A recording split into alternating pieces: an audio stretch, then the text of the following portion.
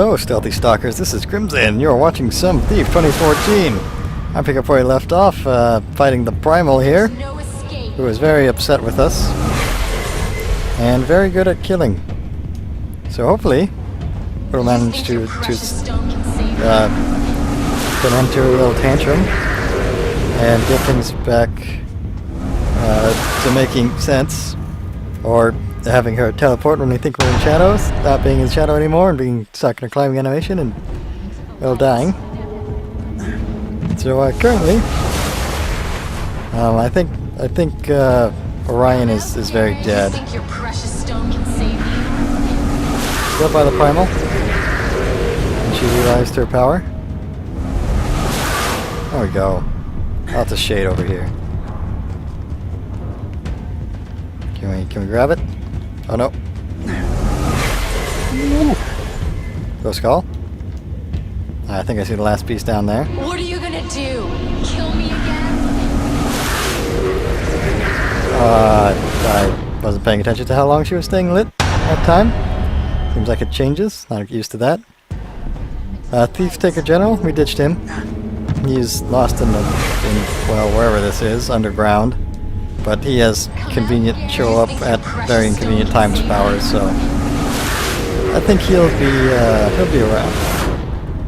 That was again, she stayed lit, and I thought I was done, and I ran out into the light. So it's a nice, interesting mechanic on this boss fight. The light hurts you.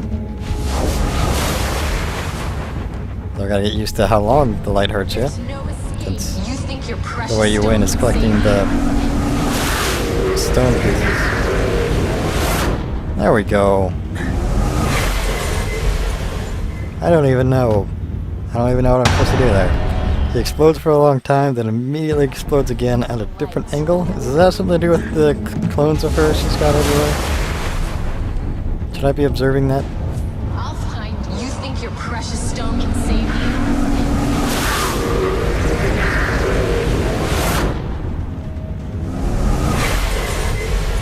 Thought I was in the shade there and it got me still. I was pretty curious for that moment. Watched the long explosion, but just trying to wait it out. Still got me. Stepped out of the light. I don't think my water arrows are gonna help me here. There's no escape. You think your precious stone can save you?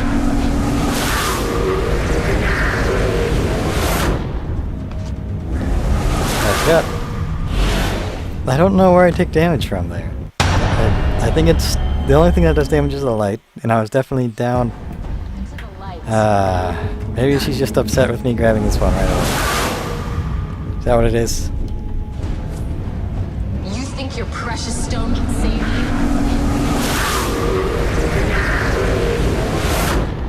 Okay, I'm in the light here, and I'm dead. Should have thought that one through. I was expecting her to appear in the same spot she's always been. Seems she appears out of some sort of reaction to my movements.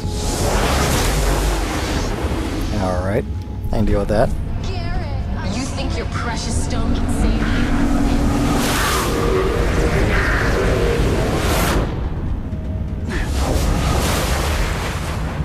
That one's so quick after the long one. Just immediately. Hardly get time to move at all. Into the light. Maybe I should stop going for this one first. Or find a different way to run. You think your precious stone can save you?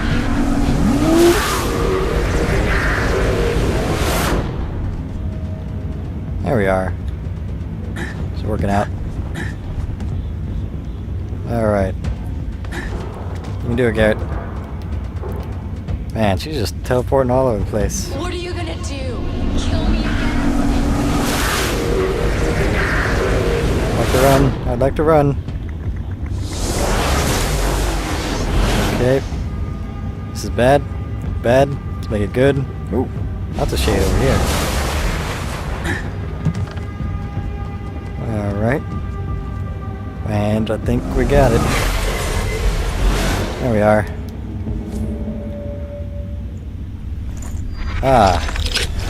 Do I jam it in my eye? I don't want this anymore. It's good. It's good. Let's get it out of you. Save the city. Oh, you down somewhere? Do I still have to worry about the light hurting me? I'm coming, I think. I got the gem thing. I've had enough. Just get the job done.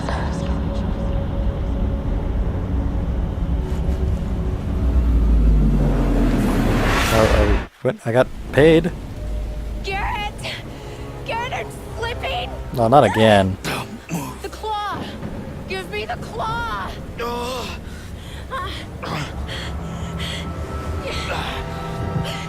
Garrett!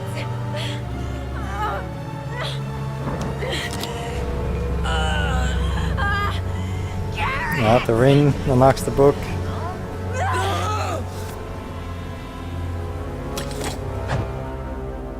Oh, there's the claw. Make it happen, claw. Wait, did I just give the primal the power of the claw? I can see this going wrong.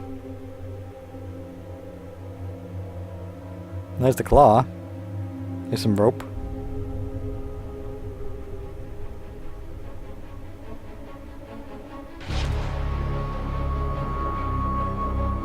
What's happening from here? Do I still have both eyes? Is my hand okay?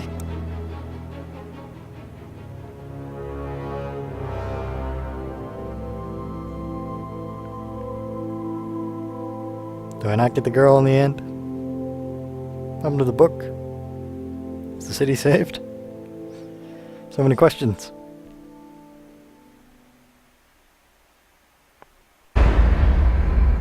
More money? Alright, so that's Thief, the reboot. Well, I wasn't very taken with it. Eidos Montreal. So, a lot of the game was in repetition.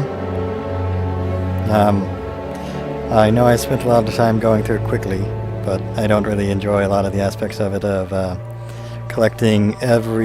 searching every nook and cranny of the map for tiny little collectibles, like for 2 gold, which I was able to get through the entire game without. Well, I visited the shop twice, or once I think, right near the end there. So the gold, that doesn't have a huge impact on the gameplay. It's just for personal boasting and bragging rights, and just being ostentatious about it. Personal sense of accomplishment, I'll say. And that was probably one of the main things. Of just, it seemed like so much of the effort of the game went into something that's just ultimately subjective. They put a lot of effort into the graphical fidelity of the game, and as you can expect that from Square Enix, but a lot of levels were not just optimized. And every time I got through a loading screen, which there were a lot of, it was a couple of seconds before it finished getting everything taken care of. And that might be an issue with my own equipment or the settings I was using, or maybe there'll be some updates in the future that will change that. But it was definitely noticeable for something, that had its release and then had its general consumer moment that, didn't go very smoothly.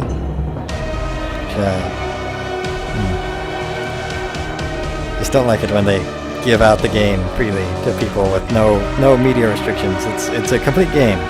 Game's done, ready to be in the hands of general consumers. And they just give out non-review copies. They just give out copies to media personalities. Like it's no restriction. And if the game's done, it's complete form, why can't the general consumer have it? I'm not going to talk about the game anymore. I'm just complaining about the marketing strategy of these Eidos Montreal guys. They got to me a lot with this one. So I was pretty grumpy about it. And then I'm going into it. I had a few moments at the start, and then it was going through the same kind of level design, stealthing my way around the same enemies, and then it was doing parkour, which didn't seem to suit the game very much. But Robes. I don't know why. Robes and rows of They couldn't have beds. just called it Stealth Brothers Man Cornelius, instead of Thief. Aldous, present Doesn't make a whole lot of sense to me. thieves. Why we gotta have this reboot for a game that is such a massive departure from the original. We are Even more gathered so here to frustrating usher when they this take city into a new a powerful age, PC title one of that had a progress strength and of its modding industrial community, enlightenment. and then make it Let us almost begin strictly for our bright new almost strictly future. for consoles, Let us begin and then have a port to the PC channeling that of the isn't very highly primal. optimized. It did function. All the controls were definitely functional. There was several buggy moments, as you'll have noticed, when my controls did just stop working and my view got stuck, and I don't even know what that's about, but quickly they'll fixed it, at least. That's okay. Come on, let's go down there. This will be fun. For a 2014 title, the graphics themselves, What? Are the you joking? texture quality, Something's not right. could have used some updates. I'm surprised. Maybe it's about the I'm not a development kid time. anymore. I can do this. But I'm going down there with her. I was a little surprised for Not without such this. a atmospheric game to be swimming in a sea of blue and gray with orange contrast. The entire game felt like I was in the same level the entire time. Either the underground area or the city area. Underground city. I was just transition between the two. There was, side quests and stuff, a little bit of water, an asylum, but it was the underground area underneath the asylum, or the city asylum-ish level.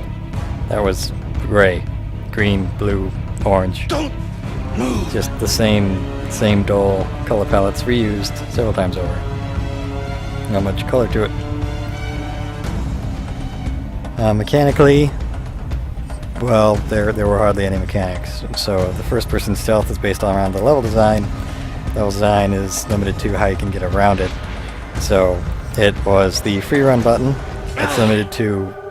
It was almost like a puzzle platformer, with the way that the solutions to actually progress being so limited. In some situations, it seemed that there was only one way to get past lots of these areas. And man, was that... did that bother me? Did that bother me in this game, to have only one way to get past several areas? Then I wasn't quite sure what the action sequence is for, where you're in a burning building trying to escape, or running away from being caught with a dead body after solving these ridiculous puzzles. And then just the puzzles being scavenger hunts, like in the brothel, that luckily I was able to force my way through.